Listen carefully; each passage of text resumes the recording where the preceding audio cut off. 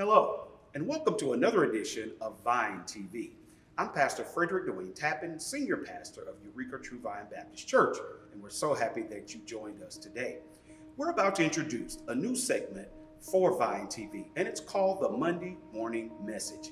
And what the Monday Morning Message is designed to do in just a few minutes is to energize, encourage, and empower you for your weekly walk with Jesus Christ. Now, especially, we're going to talk about what are the 4 keys to an amazing prayer life. We must first know what prayer is in order to have an amazing prayer life. Well, prayer is the means of communication between God and believers. It is the believer's greatest weapon, and it is used to both talk to and hear from God.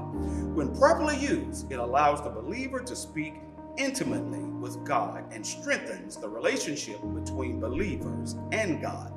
The first thing that we need to know in order to have an amazing prayer life is it is commanded by God. In Luke chapter 18 and verse 1, it encourages believers to be obedient to God in all things He has commanded them to do. Believers must always pray and never lose hope. The means by which believers do great things is through prayer. Prayer turns the request of the believer into reality.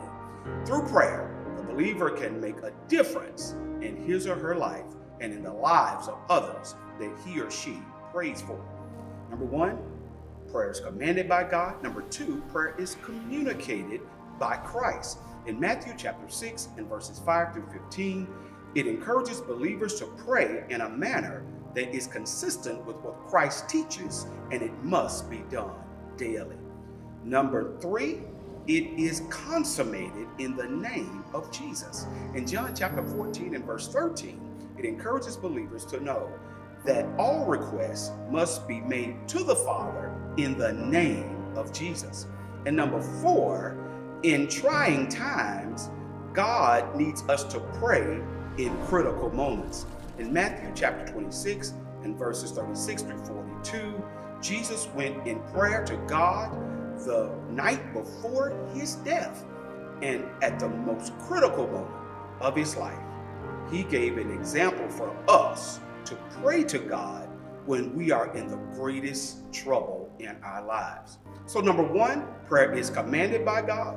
Number 2, prayer is communicated by Christ. Number 3, prayer is consummated in the name of Jesus. And number 4, prayer is needed in the most critical and trying moments of our lives.